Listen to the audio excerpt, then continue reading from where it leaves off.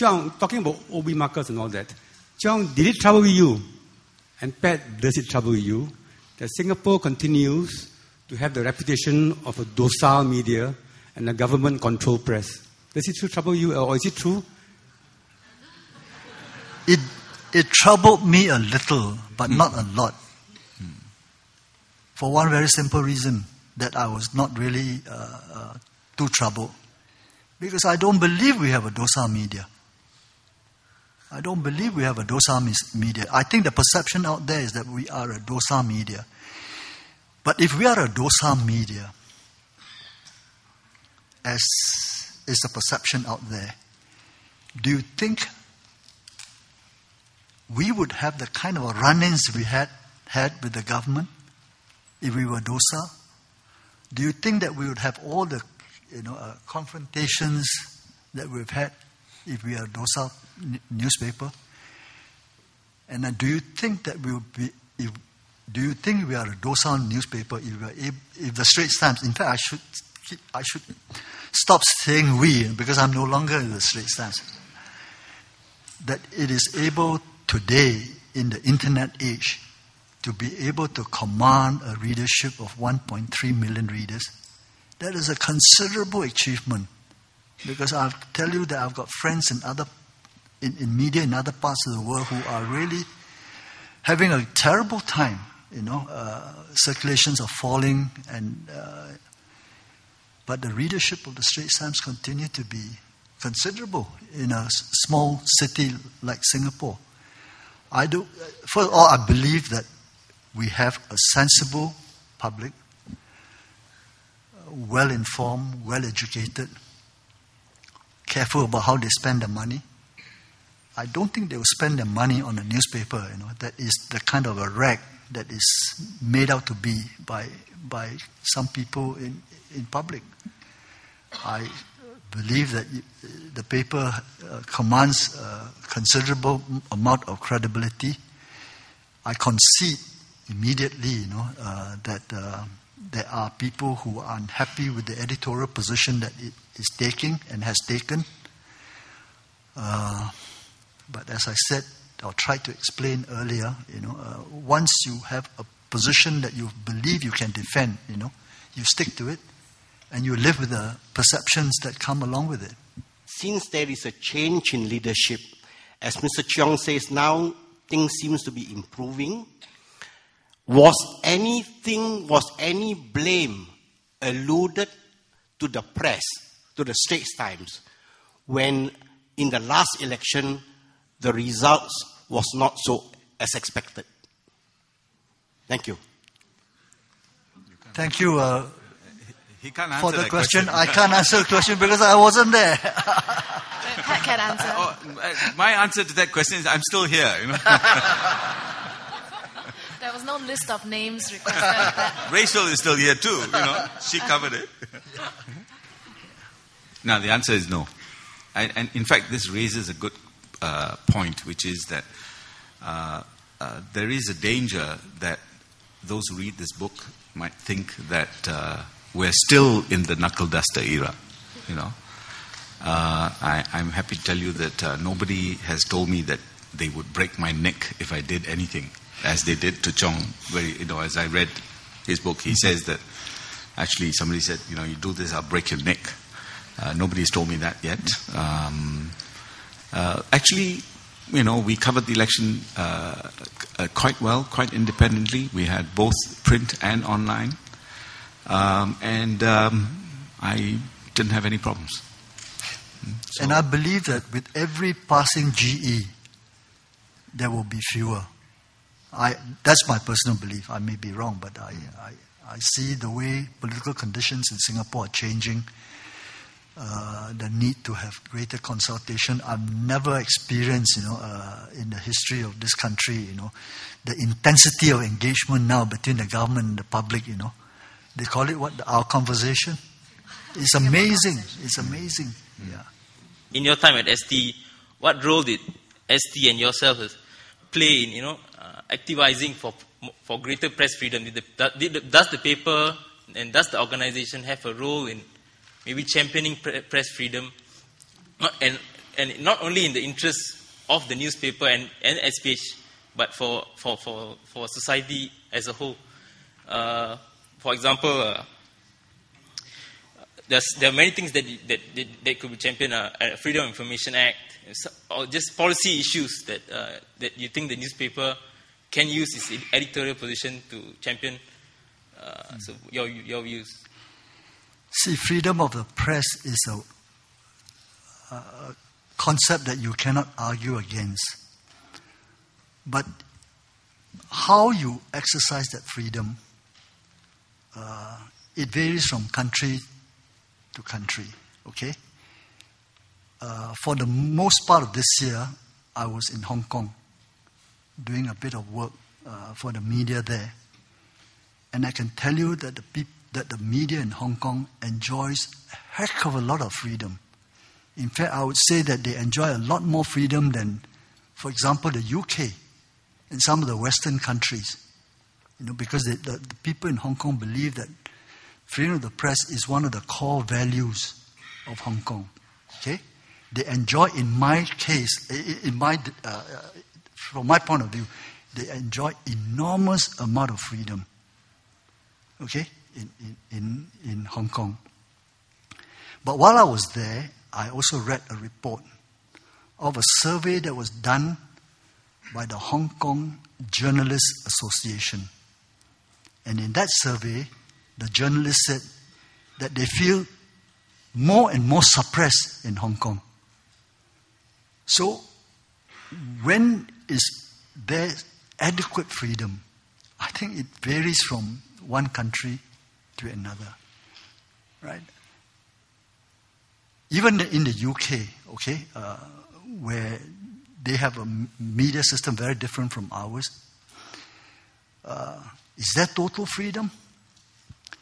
I recall the recent story in the papers about the princess who came to Singapore, remember? Princess?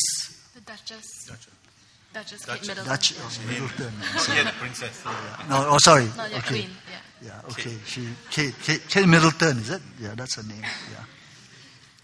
When she was in Singapore, or when she was out of UK traveling, a French newspaper published photos of her topless. Don't know whether you remember that happened.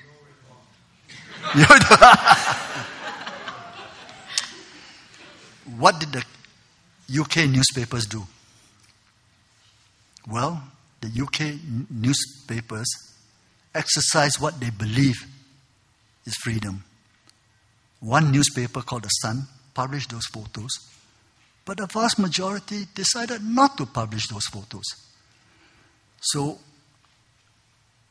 my point is that, how much freedom one feels one should enjoy really depends on the conditions you're operating under. I'm quite sure that in Singapore, those photographs would not be published.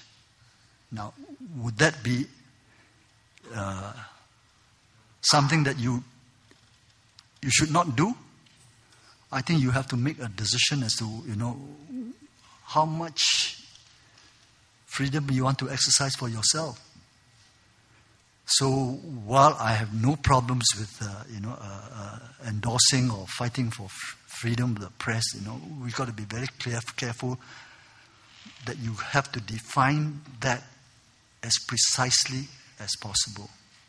Now, when it comes to a major issue in Singapore, and let me just give you one example, where I think the Straits Times exercised considerable freedom.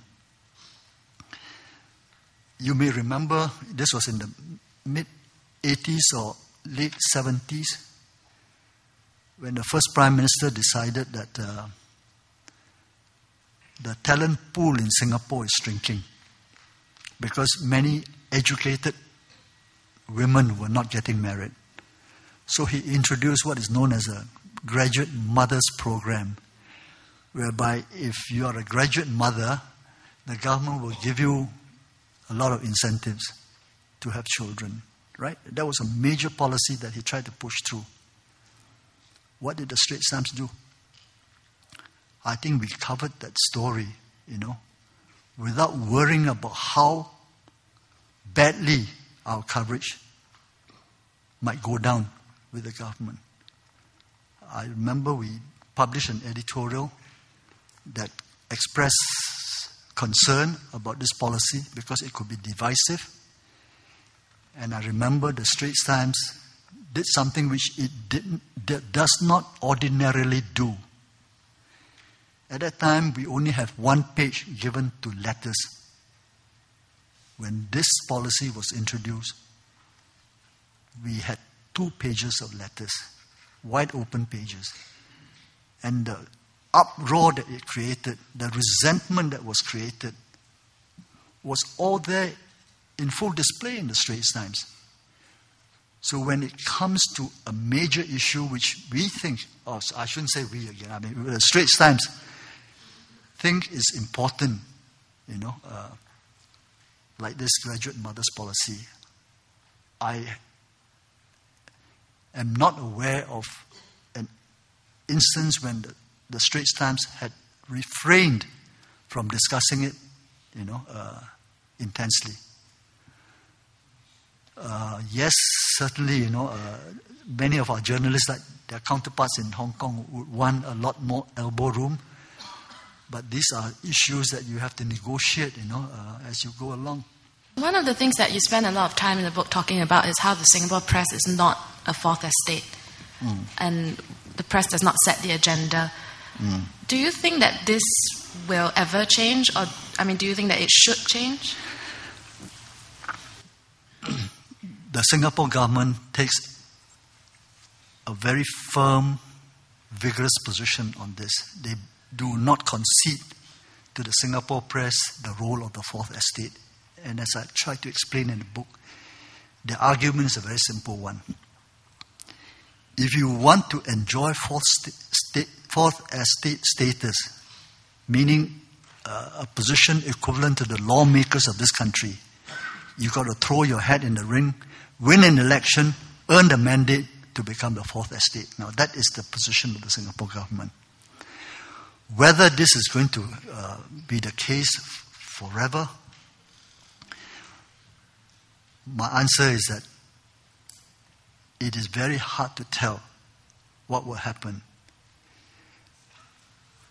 I believe that one reason for the Singapore government to manage the media the way it has been doing, and the principle that it has upheld in the managing of the media, arose from a very acute sense of vulnerability. The Singapore government believes that we live in a city or an island that is very vulnerable to forces that could destroy it or tear it apart. They have a very acute sense of vulnerability, that we must not do things that will endanger the economic health of the country, the security of the country. So my answer to you, Rachel, is that what will happen to this fourth estate issue, I believe, depends on our collective sense of vulnerability. If 1, 2, or 3 general elections from now, the general public or the majority of the public feel, that we ought not to have the kind of restraints that we now have concerning race and religion. For example,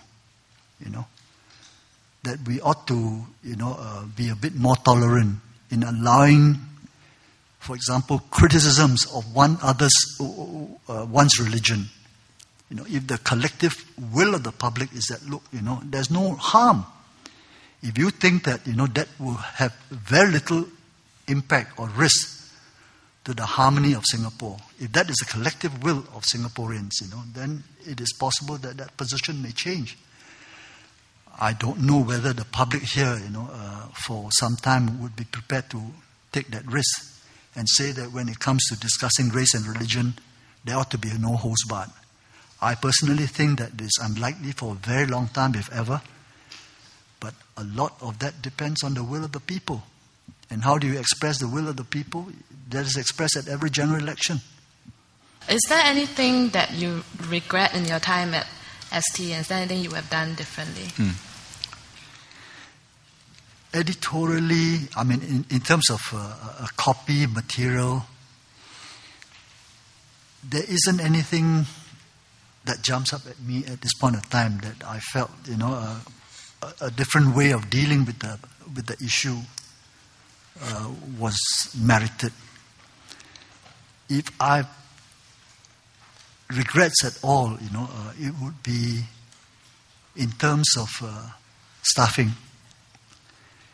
I regret not being able to keep some of our better journalists within the fold. For whatever reasons, we have lost some very good people who I believe that if they had stayed, would have made a major contribution to the paper. I regret that I wasn't able to, do enough to keep them in the company. And if I were to cite an example, maybe this, so that I don't embarrass anybody here, I'll give you this example of one person I felt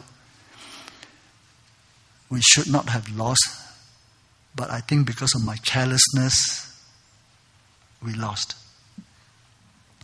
And that is hiding your brother, Michael. I deeply regretted losing him because he was a fine, fine journalist. But we lost him to 8 days. So, he is not the only example. There were quite a number of people. This paper, ought not have lost. And the paper was poorer for it as a result of their departure. So, if regrets there are, it is really the loss of wonderful colleagues who could have stayed and made a huge contribution to the paper. Okay. It leaves me now to say, well, firstly, I was remiss in not recognizing Sisi, Cheong's wife. Thank you for joining us. And also his children, Simon, and daughter's name is Jerry. Yeah, who was a journalist, is a journalist. Okay. And lastly, I just want to say that Cheong's book is available for sale today at the hugely discounted price of $25, whereas if you go to the bookstore tomorrow, it will be $34.78 after GST. So Cheong will be here. This table here is for him to sign copies of the book for those who want to. We've got some food, not exactly a huge spread, but I think enough to go around.